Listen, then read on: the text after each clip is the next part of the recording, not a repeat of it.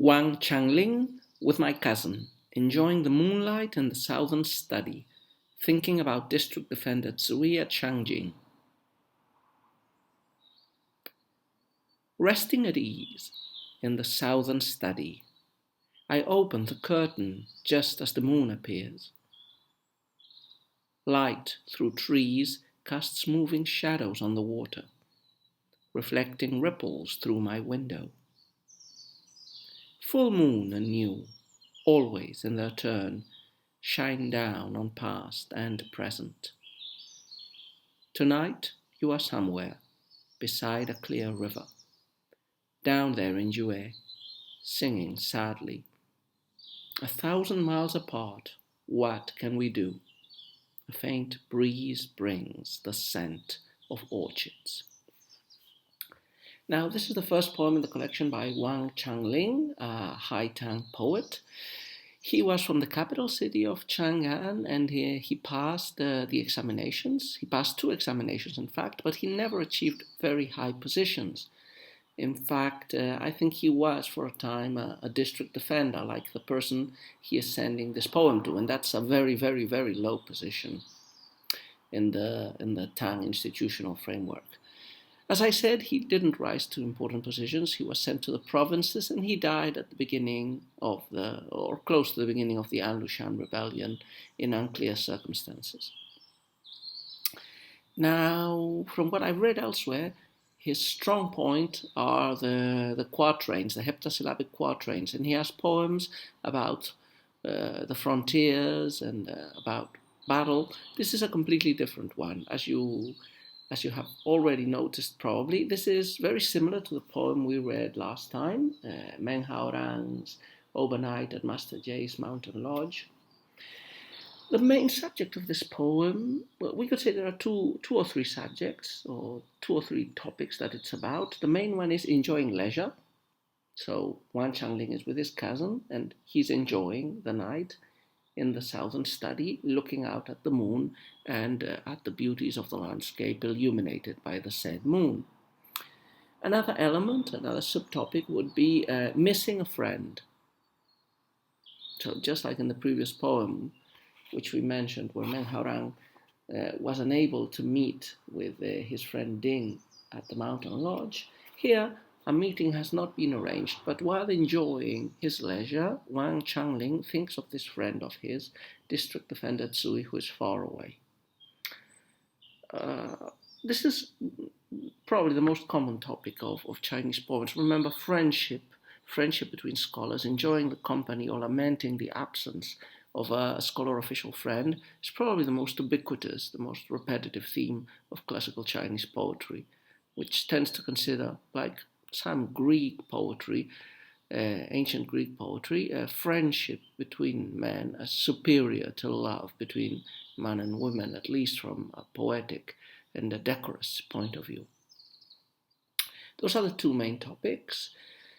Implied, and to a lesser degree, you have the virtue of a person which is not recognized, in this case District Defender Zui, and perhaps a little bit of the topic of wakefulness at night, as Wang Changling is not sleeping, and he imagines his friend Zui not sleeping either, because he misses his friends. So let's go into the poem in more detail. So the first couplet introduces the scene. We are at the southern study, and we're enjoying ourselves. Resting at ease in the southern study, I open the curtain just as the moon appears. So the typical scene of enjoying, of being at ease, is what defines this couplet, and the moon also. Curtains are moved and a lovely sight is revealed. Now, the 2 central couplets that we're going to read now show us the consequences, the effects of opening the window, basically appreciating the beautiful effects that the moon and its light generate, but also the thoughts that the moon generates on the poetic persona of Wang Changling. Light through trees casts moving shadows on the water, reflecting ripples through my window. Although it hasn't been clearly stated, we may suppose from these verses that the southern study opens to some sort of lake or rivulet. The moonlight is it's passing through the trees, and it creates dancing, moving, beautiful shadows over the water. And it also reflects the ripples, the little wavelets, in a lovely sight. Full moon and new, always in their turn, shine down on past and present. So this makes the poetic persona think. It's not just what he is seeing, he thinks on how the moon, apart from a beautiful sight, is a measure of time. For the ancient Chinese, the calendar was lunisolar. It was basically determined by the cycles of the moon. The months were determined by the alternation of full moon and new moon. And this sometimes required readjustment to fit the solar calendar in the seasons through adding extra days or extra months. So the moon is a measure of the passage of time. Yeah? But what the poet is thinking is not on a distance in time, he is rather thinking on a distance in space. So this same moon is shining somewhere else right now at the same time, but in a very far away land. Tonight you are somewhere beside a clear river, found there in Jue, singing sadly. So Wang Changling imagines that his friend, this district defender Zui, is also contemplating the moon, but in a faraway place in Jue, in the extreme southeast of the country, and singing sadly because he's probably missing the life at the capital and lamenting perhaps that his worth is unrecognized in the lowly post he has to work on. And finally, the couplet that concludes the poem: 1,000 miles apart, what can we do? A faint breeze brings the scent of orchards. Nothing to be done except lament. A faint breeze, we can imagine that comes from the deep south, brings the scent of orchids. Now we know orchids are a southern flower. We already saw this in Wang Changling's second poem, Afterthoughts number 2. And there we mention something that is relevant here as well.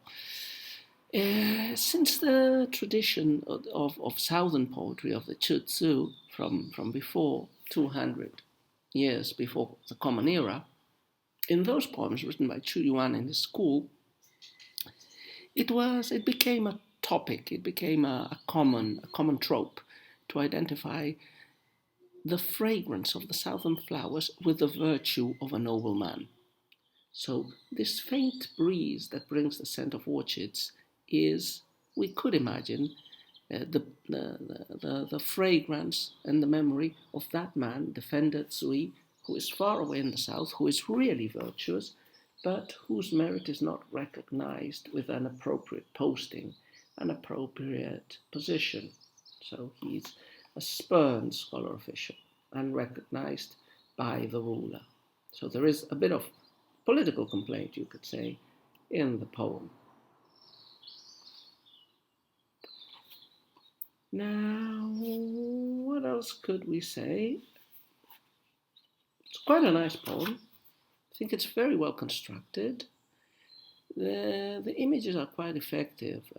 I especially like the playing with the moon. So the moon appears, but the poem does not describe direct gazing at the moon. The moon is blocked. What the poetic persona sees are the shadows on the water and the ripples in the window. Why is the full moon blocked? Why is the viewing of the moon not described? I don't know, it may just be an accident, or it might be another indirect reference to District Defender Zui's lack of recognition. His clear light, he, like the moonlight, shines, but his light is blocked. As I said, District Defender is a very, very low position. It's even lower than County Magistrate, which was the standard low position to which a scholar official could be sent in the provinces. And this defender Zui is in Shanjing, is in Jue, the extreme south of the country, which would have been far away from the centers of civilization and culture. So it could perfectly be the position given to an exile, to a person who is to be punished. Wang Changling was also a district defender, but much closer in Xishui, which I think is about in the territory of the old state of Chu, in the east of the country.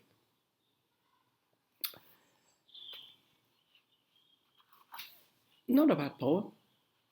It includes, as I said, different elements, a nice view, the enjoyment of leisure, but the impossibility of really enjoying it because the people we esteem, the friends we love, are far away. That will be all for today. Tomorrow we will continue with another poem by another poet. Until then, bye-bye.